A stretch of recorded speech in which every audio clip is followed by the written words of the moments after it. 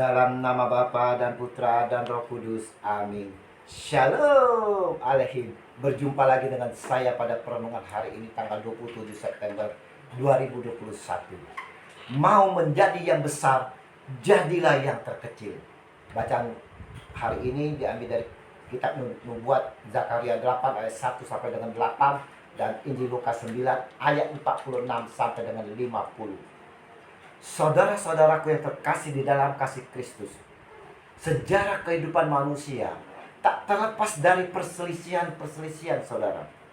Mulai dari hal yang sepele hingga yang besar, semuanya menjadi aduan.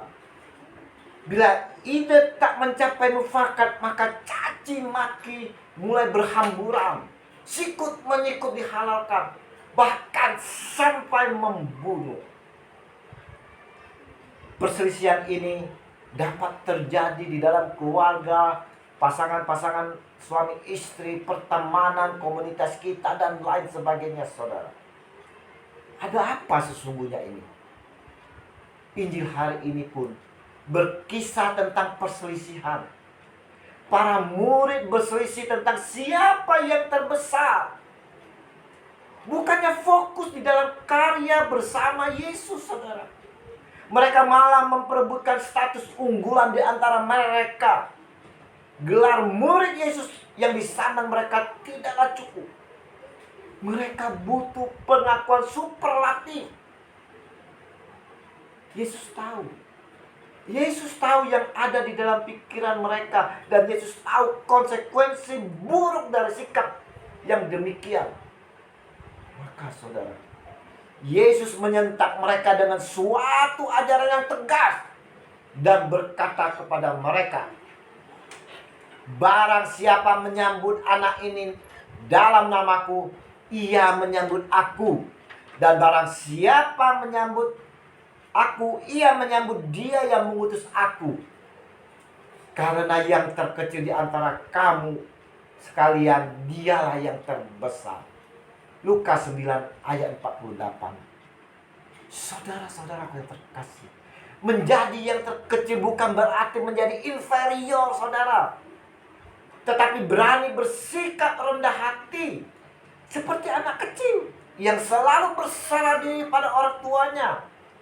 Ini karena ia yakin dan seyakin-yakinnya tidak mungkin dicelakakan oleh orang tuanya. Itulah sikap rendah hati yang diinginkan oleh Yesus dari para pengikut-pengikutnya, saudara. Bagaimana dengan diri kita saat ini, saudara? Adakah perselisihan di dalam hidup kita? Apa yang kita kejarkan, yang kita cari di dalam kehidupan ini? Kita harus melihat siapa diri kita ini, saudara. Kita semua adalah anak-anak Allah. Tanpa Dia, tanpa Tuhan kita bukanlah apa-apa. Maka saudara, yang mesti kita lakukan adalah menggantungkan harapan hidup kita kepadanya, Tuhan kita Yesus Kristus. Allah tidak pernah menyesatkan kita, saudara, mencelakakan kita, apalagi membiarkan kita menderita. Sebab Allah adalah Maha Rahim. Dewasa ini, saudara-saudara, sikap rendah hati sering dilihat sebagai suatu anomali. Semua orang ingin menjadi yang terbesar, terkemuka. Maka siapapun yang ingin menjadi yang terkecil, pastilah dinilai gila, saudara. Makanya saudara, guna memuluskan niat meraih status yang terbesar, tidak sedikit dari mereka menggunakan dengan cara-cara yang licik. Dan tak sedikit pula berdampak bagi mereka yang tak bersalah menjadi korban. Dan lebih parah lagi, saudara, Allah yang menciptakan tidak diakui. Dan saking dibutakan status, Allah diabaikan. Sesama kita dikorbankan. Perintah untuk menjadi seperti anak kecil dianggap sebagai bualan belaka. Tidak heran Kalau dunia ini semakin kacau, di mana-mana terjadi keributan, terjadi pertentangan, perselisihan, bahkan peperangan, saling bunuh-membunuh. Kita lihat di dalam perpolitikan pun dapat kita lihat bagaimana persaingan untuk menjadi terbesar, saudara. Dengan berbagai cara mereka lakukan. Yang terpenting dapat kedudukan, dapat posisi. Mereka tidak arif merebutnya dengan mengorbankan orang lain, saudara. Nah, kita sebagai anak-anak Tuhan, bagaimana sikap kita, saudara? Apa yang harus kita lakukan? Apa yang harus kita perbuat?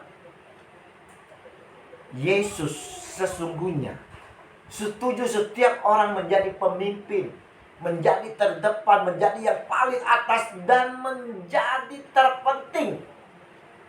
Namun, untuk menjadi itu semuanya harus memiliki 3 kriteria. Apa 3 kriteria yang harus kita miliki? Yang pertama, saudara-saudaraku yang terkasih, yaitu melakukan segala hal yang menjadi kepentingan orang banyak, baik dalam konteks pemerintahan, gereja maupun lembaga. Menjadi pemimpin di sini berarti mau bertanggung jawab atas kehidupan orang lain, saudara. Kesuksesan seorang pemimpin bukan ketika dirinya kaya dan sukses, bukannya dia yang berkuasa, tetapi ketika yang dipimpinnya dapat hidup dengan penuh kesejahteraan dan merasakan buah kepemimpinannya, buah-buah kebaikannya, saudara. Kriteria yang kedua, saudara, adalah pelayanan. Menjadi pemimpin berarti siap melayani, bukan dilayani. Menjadi pemimpin berarti menjadi yang terdepan. Ini berarti siap sedia ada di belakang untuk memberikan pertolongan, dorongan, dan melayani sepenuhnya segenap hati. Dan siap di tengah untuk menemani, dan siap di depan untuk menjadi panutan. Dan yang ketiga, saudara, yang sering dilupakan oleh mereka-mereka yang berambisi untuk menjadi pemimpin, untuk menjadi yang terbesar, yaitu kaderisasi. Mestinya, saudara, kita selalu memberikan ruang kepada orang lain untuk turut berkembang dan menduduki tempat-tempat yang lebih tinggi, saudara. Kepemimpinan itu perlu diwariskan, kaderisasi. Inilah, saudara-saudara, yang harus kita miliki sebagai seorang pemimpin. Semoga kita sebagai anak-anak Allah dimampukan oleh Roh Kudus untuk dapat merendahkan hati di dalam segala perilaku kehidupan kita. Kita mau menyandarkan hidup kita hanya kepada Allah, karena kita ada dan hidup oleh kerahimannya. Kasih Yesus selalu menyertai kita sekalian. Amin. Dalam nama Bapa dan Putra dan Roh Kudus. Amin. Shalom Alehim.